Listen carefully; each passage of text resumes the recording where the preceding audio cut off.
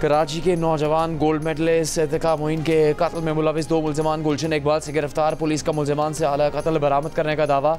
मुलजमान से बरामद असलहे को फॉरेंसिक के लिए भेज दिया गया। एक मुलजिम डकैती और पुलिस मुकाबले में पहले भी गिरफ्तार होकर जेल जा चुका है।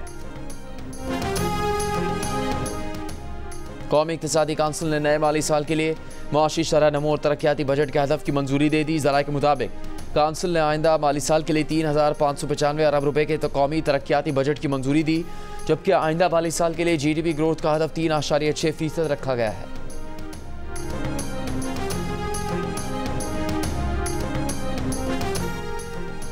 वफाकी वज़ीर ख्वाजा आसिफ ने तहरीक इंसाफ से मुज़ाकरात का इम्कान मुस्तरद कर दिया। प्रोग्राम कैपिटल टॉक में गुफ्तगू करते हुए कहा कि नवाज शरीफ और आसिफ जरदारी का मुज़ाकरात पर बयान आ चुका था, लेकिन बानी PTI ने कहा कि वो सिर्फ आर्मी चीफ और DG ISI से मुज़ाकरात करेंगे।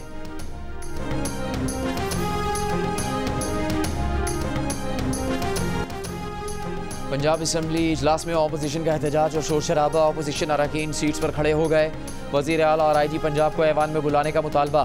तहरीक इंसाफ के जलसे शेड्यूल करने वालों के खिलाफ पुलिस कार्रवाइयों का इल्ज़ाम। राना आफ्ताब ने कहा हुकूमत हमें ना बोलने दे रही है ना ही रहने दे रही है। राना शहबाज ने इल्ज़ाम लगाया कि पुलिस घरों से जेवरात चोरी कर रही है। IG पंजाब से जवाब तलब किया जाए।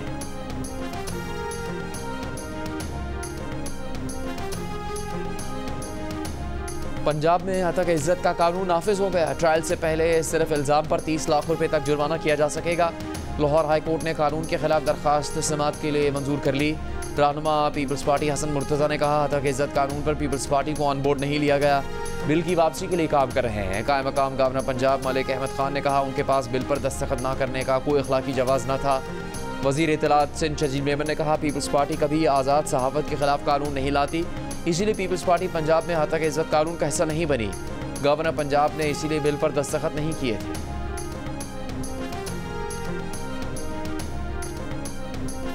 इलेक्शन कमीशन की इस्लामाबाद के तीनों हलकों से मुतालिक दरखास्तें दूसरे ट्रिब्यूनल मुंतकली की हिदायत। अंजुम वकील तारिक फजल चौधरी खुरम नवाज की दरखास्त मंजूर। मुस्लिम लीग नून के तीनों अरकान असम्बली के इलेक्शन ट्रिब्यूनल पर तहफ़्फ़ुज़ात और तब्दीली की दरखास्त की थी।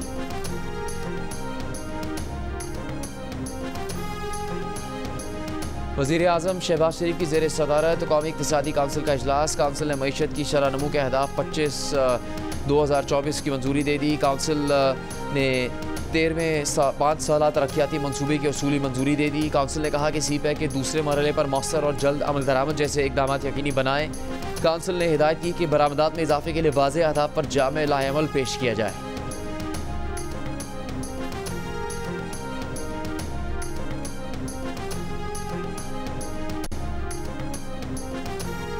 चार साल बाद पाकिस्तान में शरह सूद में पहली मरतबा कमी। स्टेट बैंक ने शरह सूद 1.5% यानी 150 बेसिस पॉइंट्स कम कर दी। नई शरह सूद 22% से कम करके 20.5% मुकर्रर कर दी गई।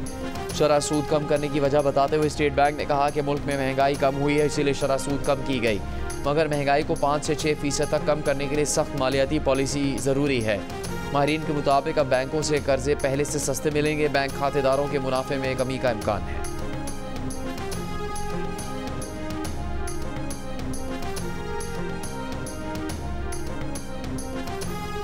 आइंदा माली साल के लिए वफाकी बजट में दरामदी मोबाइल फ़ोन पर टैक्स बढ़ाने की तजवीज़। FBR ज़राए का कहना है कि दरामदी मोबाइल फ़ोन पर फेडरल एक्साइज ड्यूटी आयद करने और PTA टैक्स बढ़ाने की भी तजवीज़ है।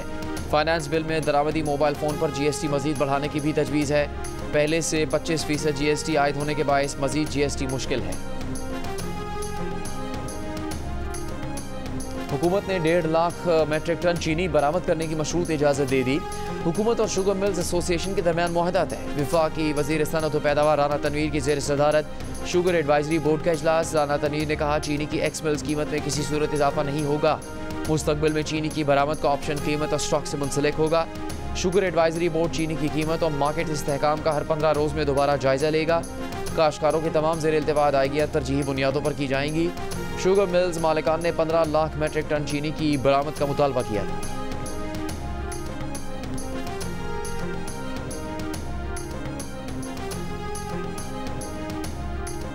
हमने इंपोर्ट की कोई इजाज़त ही नहीं दी। 2019 में उनकी हुकूमत से लेकर शहबाज साहब की 16 माह की हुकूमत तक उसमें मौजूद थी, हमारे दौर में भी इजाज़त भी मैंने नहीं दी।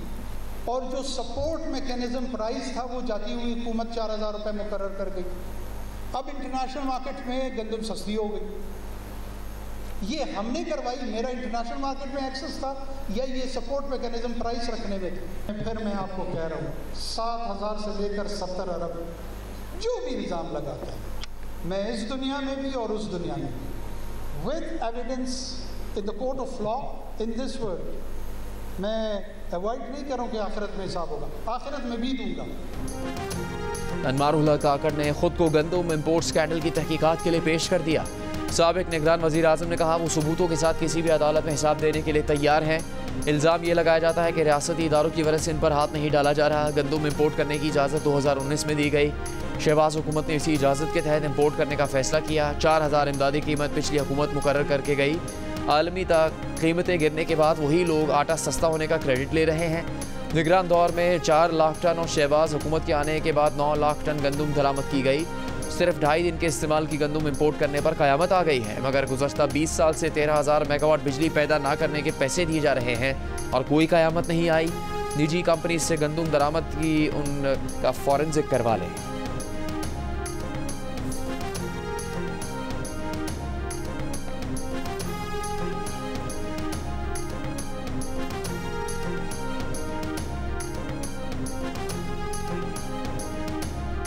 अदालत के हुक्म पर शायर अहमद फरहाद जुडिशल रिमांड पर आज़ाद कश्मीर की राड़ा जेल मुंतकिल। मुजफ्फराबाद की अदालत के अहमद फरहाद को 24 जून को दोबारा पेश करने का हुक्म। इस्लामाबाद हाई कोर्ट ने शायर अहमद फरहाद की गिरफ्तारी गैर कानूनी करार दे दी। तहरीरी हुक्मनामे में अहमद फरहाद को बहिफाजत घर वापसी तक जबरी गुमशुदा करार दिया। जस्टिस मोहसिन अख्तर क़यानी के अहमद फरहाद की घर वापसी पर तफ्तीशी अफसर को मजिस्ट्रेट के सामने 164 का बयान कलमबंद करवाने और बयान की रोशनी में तफ्तीश को आगे बढ़ाने का हुक्म। लापता अफराद के तमाम केसेस के लिए लार्जर बेंच की तश्कील के लिए मामला चीफ जस्टिस को भेजने का फैसला। कहा चीफ जस्टिस इंतजामी इख्तियारात इस्तेमाल करके लार्जर बेंच बनाए ताकि मफाद आमा के इस मसले को बेहतर तौर पर निपटाया जा सके।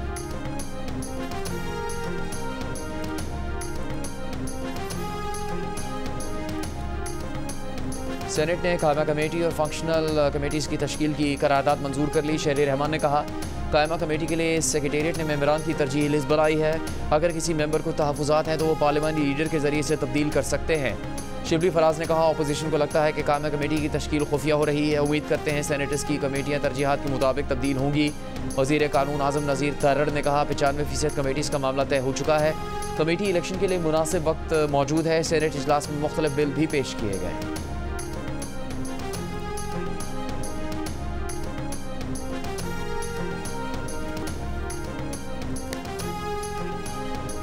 पंजाब और खैबर पख्तूनख्वा में चंद दिन गर्मी की शिद्दत में कमी के बाद फिर इजाफा। सबसे ज़्यादा दर्जा हरारत भक्कर में 47, जैकबाबाद, सिब्बी 46, बहावलनगर, गुजरांवाला, खैरपुर, रोहड़ी और सक्खर में 45, सरगोदा, जेहलम, साहिवाल, दादू में 44, मुल्तान, डेरा गाजी खान, डेरा इस्माइल खान में 43, लाहौर, फैसलाबाद, हैदराबाद, पेशावर में 42, कराची में 36, कोयटा में 35 डिग्री सेंटीग्रेड रिकॉर्ड किया गया। जानवरों के दाम ज़्यादा, मंडियों में भाव ताव जारी। खरीदारों को कम कीमत, तगड़े जानवर की तलाश, व्यापारियों को भारी जेब वाले खरीदार का इंतजार। शहरियों का रेट डबल होने का शिकवा, व्यापारियों को महंगाई का रोना। जो जानवर खरीद लाया उसने मैदान मार लिया। बच्चों ने जानवरों की आवभगत शुरू कर दी।